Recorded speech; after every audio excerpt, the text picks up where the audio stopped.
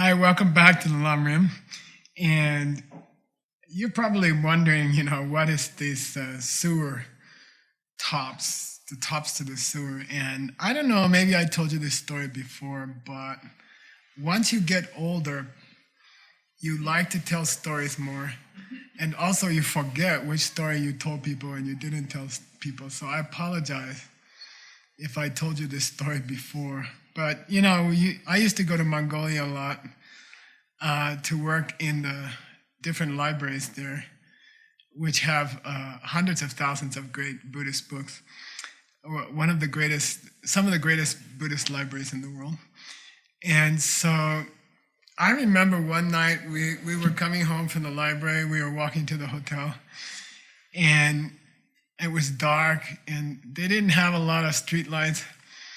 And I could see in front of us on the street, there was something moving, and I looked closer, and there's this sewer lid, and it was opening, and there was a small animal coming out of the sewer in the dark night, and then the animal came out, and the sewer lid fell down. And then this animal rushed past me, and almost touched me, And then I was like, oh, and I asked my friend, my Mongolian friend, I said, what kind of animal is that? Is a wolf is living in the sewer or something? And they can open the sewer? And he said, no, that's not a wolf. That's a kid. That's a human kid, And I'm like, what? And he said, yeah, that's a kid, that's a wild kid. We call them wild kids. And I said, what's a wild kid? And he said, well, if your parents die in Mongolia, and if you don't have any other family, you don't have money, then you will live in the sewer. You can live in the sewer, I said, why they live in the sewer, in the stinky sewer, And they say, it's cold here, Geshe-la. The sewer is warm.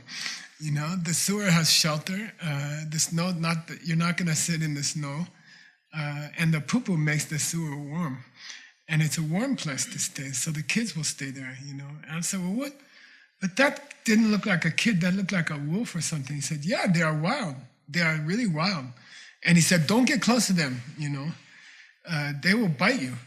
I'm like, what? And he said, yeah, those are wild kids. They cannot talk. They cannot speak.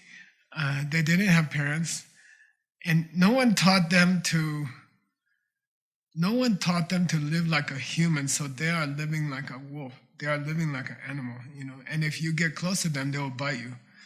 And they are like wild animals, and they don't talk, and they steal things from people. In fact, one of our staff members had their bag stolen by one of these wild kids. And I was like, wow, that's so strange. And then I started to think, I would be like that if my mom didn't train me, If my mom didn't teach me how to talk, how to eat, how to put on clothes, then I would be one of these naked children running around and biting tourists in Mongolia, I would be the same. I'm not special. I'm not different from them. And that's what Pabon Rinpoche is going to say next. Okay, so Termase means not only did she take care of us and watch over us, that we talked about in the last session. Hundreds of times a day she saved our life. Kambat Zopat Sunche. She taught us to take our first steps. Okay, and I remember, it's so funny. I remember Halloween night, and my mom or my dad is teaching me how to chew gum. And how to blow a bubble. And they were so excited, my mom and dad, look, he's blowing a bubble, and I was like, And they teach you everything, They teach you how to take your first steps. Tam Mawa means they teach you how to say your first words. And I remember my parents being really happy when I learned a new word or something. Satang, how to eat with a fork and a spoon, and not to eat with, or chopsticks, and don't eat with your fingers.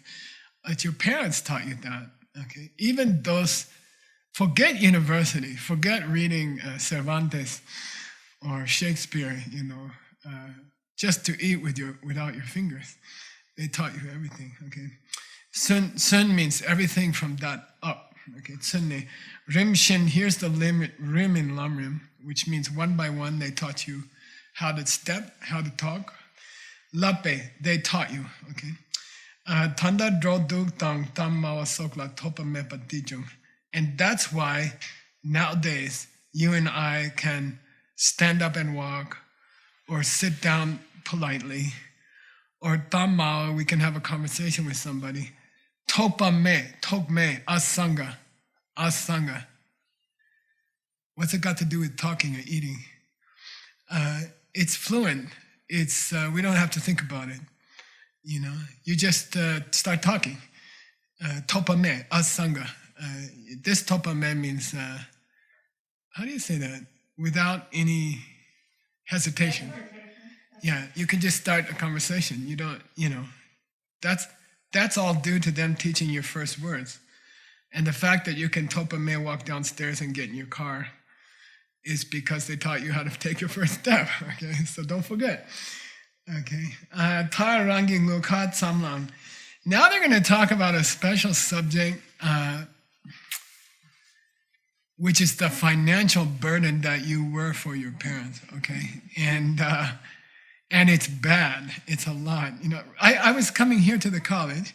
I saw a lady driving out of the parking lot. She had 2 or 3 kids in the back, and the car was messed up. You know, the car was old and broken.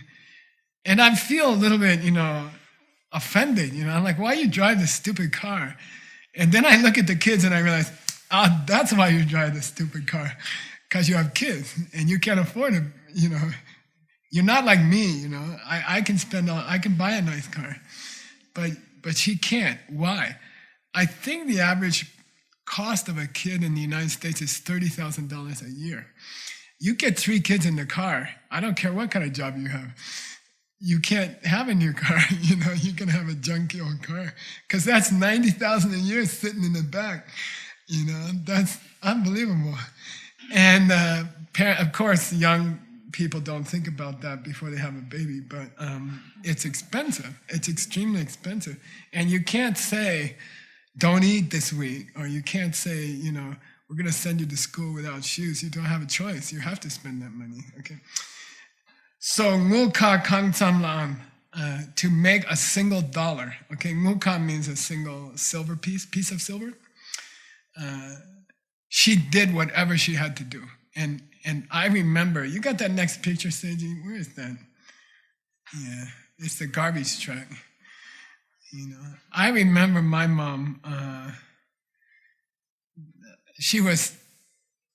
I remember what she did to make money, okay? So in my mom's time in America, my dad was not there. They split up. And my mom, suddenly she has to make money. And she never made money before. And she didn't know how to make money. Because this is 1950s, 60s housewife. She's not supposed to work. Then suddenly she has to make money, and she's like, oh my God. And there's 2 jobs for women at that time. It's a secretary or a school teacher. So she decided to be a school teacher. And the pay is less than a garbage man. I remember one day, we were complaining, you know, me and the 4 brothers. We are complaining, Mom, you know, why can't we have the more expensive breakfast cereal? And she's like, we can't afford it, you know. And we're like, Mom, why not? Our friends have expensive breakfast cereal. She's like, and then the garbage truck came by and she said, look at that guy in the garbage truck. And we're like, yeah. And she says, he makes more than a school teacher in America. You understand? She said, I'm doing my best, you know. This is the only job I can get. And I'm struggling for every single dollar, okay? And that's the way it was, okay? Muka kang samlang dikpa. And moms will do anything they have to do to make that money, including prostitution or whatever they have to do. Doing any bad thing, they will do it. For their kids, they will do it. You know, there's many stories in the sutras of mothers who turn to prostitution to support their kids or stuff like that. A woman will do any kind of degrading and disgusting job if it means that she can give money to her children. And your mom did the same thing, and my mom did the same thing. Okay? Dikpadan Tamien, she doesn't care what people say about her. She won't listen to other people's opinion. If she can make $1 for you, she will make $1 for you. Dungel K to say.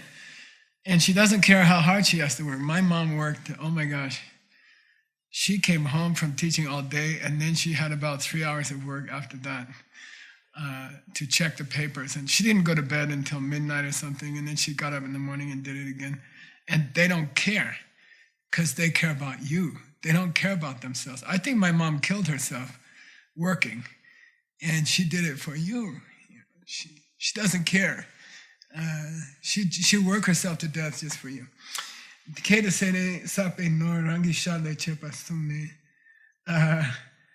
then when she gets money, she just thinks about spending it on you. She doesn't think about spending it on herself. I remember in the summer, we went to the ocean. I said, Mom, I need a surfboard. She's like, are you kidding? We don't have any money. And I'm like, Mom, I want a surfboard, And she's, okay. And I don't know where she took the money from buying her own clothes for work or something, and she'd buy a surfboard, And I'll never forget it. Okay, we didn't have the money, but she took it from someplace, and she found it. They will always find the money for their kids, right? Okay, Pumola Kim Bokpa. Then later, and this is very common all over the world, someone told me yesterday, what was it? Oh, yeah. It's a good friend of ours. He's already planning for his son's house.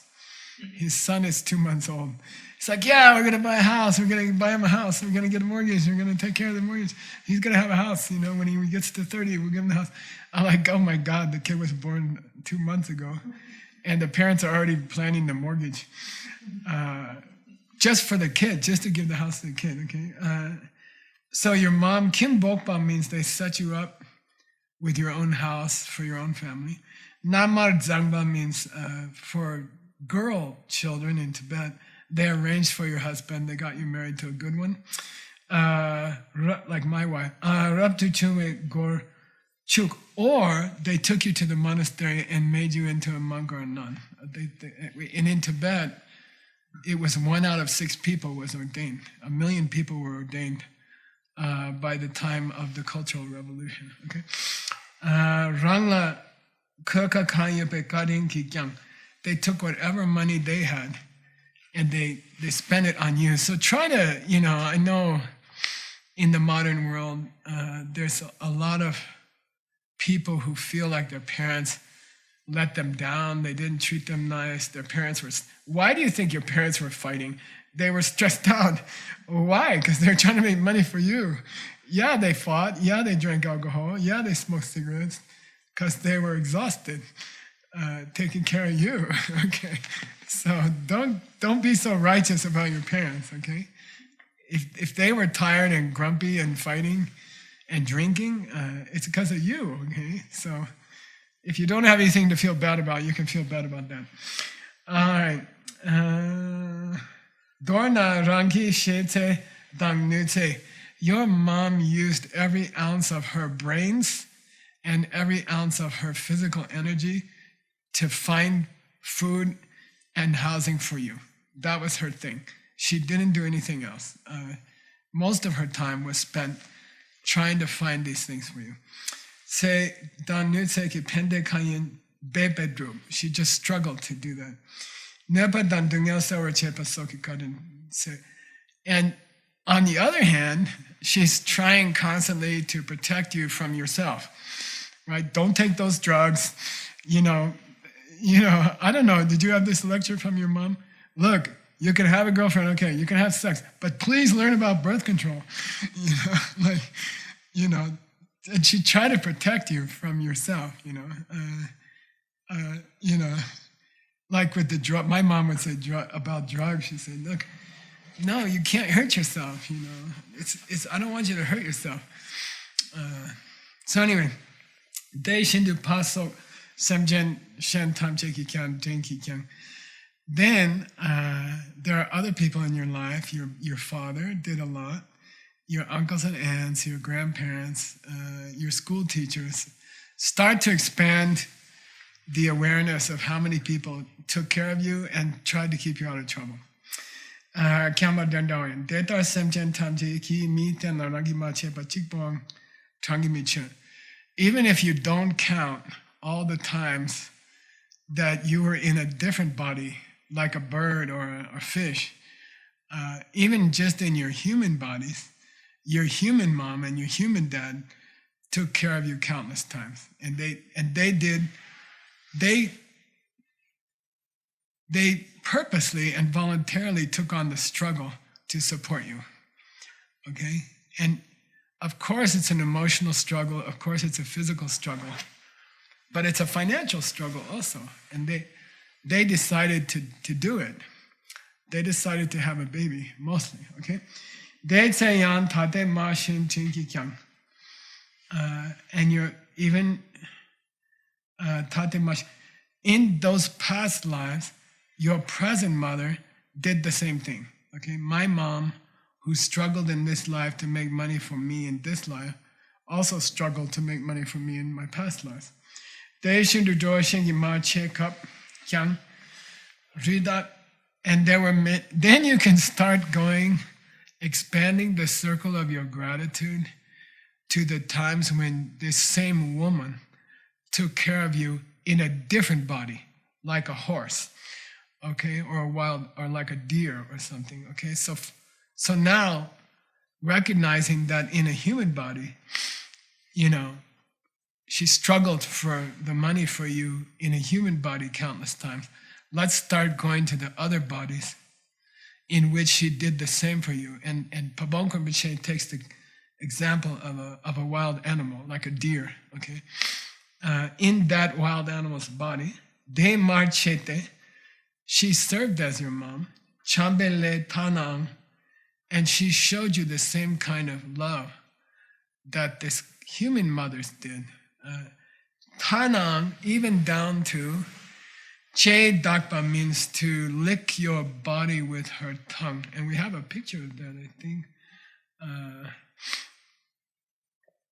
I was looking for a picture of a cow licking her calf, but I ran into this camel picture, and it was kind of more powerful, So this little camel was just born, and the mom is licking the liquids off of the baby just after birth, And so she has this instinct, and so try to think of how many millions of times your mom licked the afterbirth off of you as an animal, okay?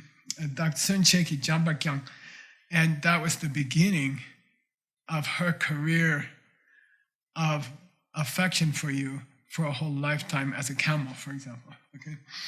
All right. Let's discuss times when your mom took care of you as a bird. Okay, you were a baby bird and she was a mama bird. Okay, ma check up. Kyang dawa chiksam shokpe room. She spent a month keeping you warm, both as an egg and as a chick. Okay, so in the nest, she laid there with her wings purposely covering the egg, even before you were born. Then after you were born, room here means like, what do you call that inner fire? Tumo. It means tumo. Yeah, she kept you warm with her body warmth. Okay, both as an egg and after you came out of the egg. Me yupa soki, and I remember this. So I had a kid who lived next door to us when I was a small kid. And he was bad. He was just a bad kid. He was a mean kid. And he would say, let's go kill birds, And I went with him once, and he would take a small gun, BB gun, or something like that, and he would go find nests, and he would shoot the bird. And if the bird had kids in the nest, she will not fly. She will cover the babies and she will die. She will purposely die. She knows she's going to die, but she will cover the babies and she will wait for the gun, And so that's what he's talking about here. Even if somebody comes up to threaten the bird with a yukpa. Yukpa here means danda. This is the Tibetan for danda, yukpa. If someone comes up with a club and threatens to kill the bird, the mother herself, Rangni, has a shopa. She has wings. She can purr. She can fly away. But she stays and she covers the baby, with her body. Pula chene. Here's the che in Rang Chenzin, Tim. In the words, Seiji's text, which is self-cherishing. Pulache, to the child. She has self-cherishing for the child. Sokyang Yawandor. Yawandor means she will abandon her own life if it means protecting her child. Even a bird will do that. Soon. Chine bu chiglai manye. If you both survive long enough and she can't find food and she finds one worm, and here's our picture.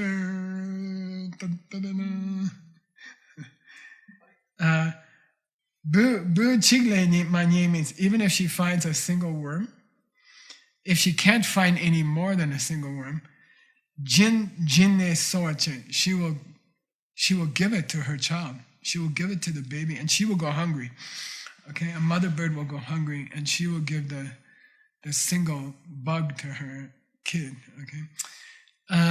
What's this so mean, you guys, you nuns? She will sew the child with the bug.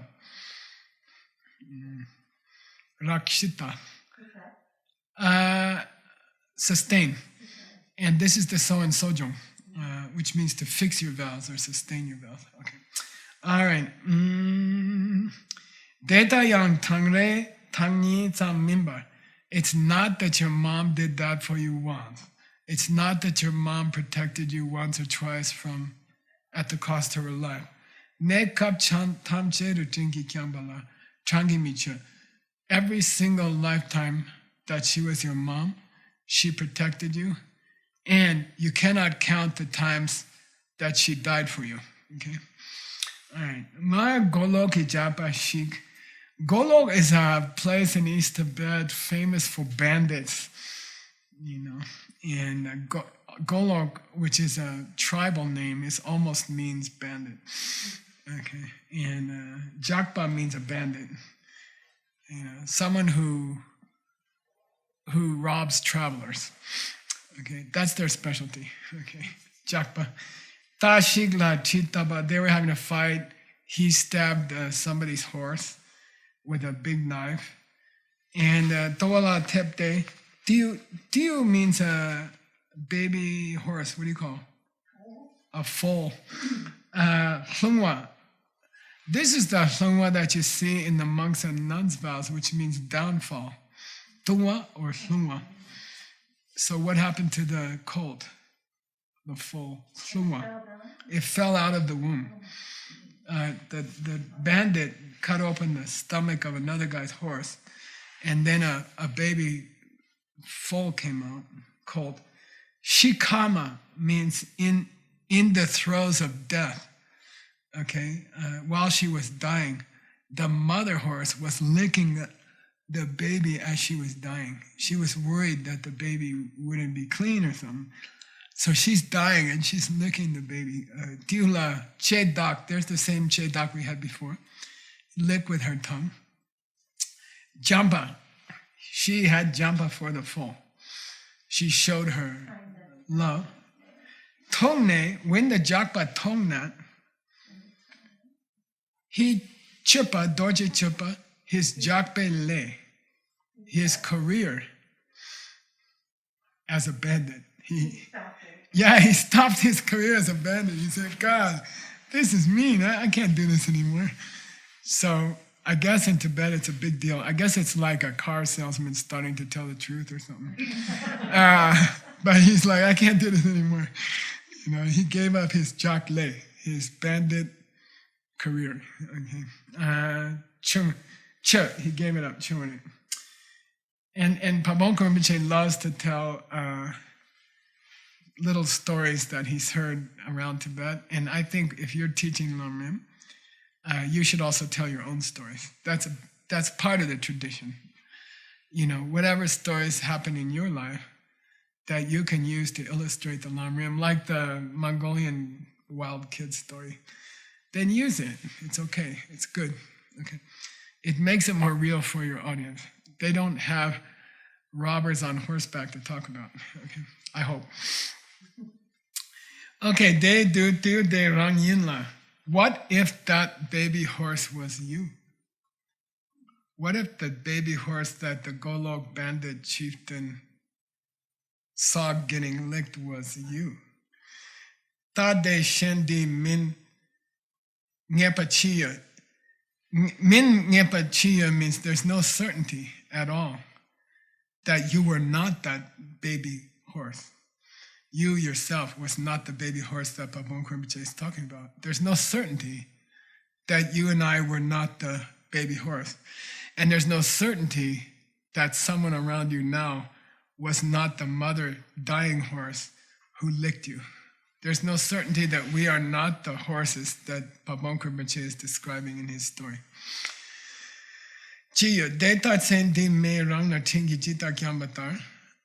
So we've established that your mom struggled to take care of you financially, emotionally, educationally, logistically in this life, okay?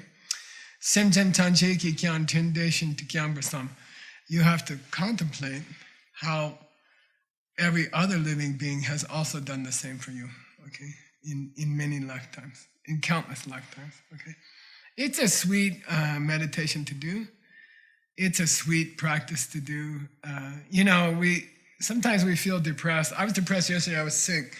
And, stuff happens in our life and we feel kind of sad about life or things aren't going so well. And it's always you have the option, if you're a Lamrim participant, if you've studied Lamrim, or if you've heard Lamrim, you always have the option to just sit and think about the horse and the baby horse and to think that everybody around you has licked you as their baby horse. And I think you'll find that these Lamrim meditations will make you very cheerful and grateful to other people. So then the Lamrim has an immediate effect. When you're feeling depressed or you feel low self-esteem, just imagine getting licked by everybody in the room when you were a baby horse. And it's true, you were. And try to cheer up a little bit. I mean, we have all taken care of each other. We have all given up our lives for each other countless times. So life is not so serious, and life is not so bad. Okay, see you in the next Lamrim.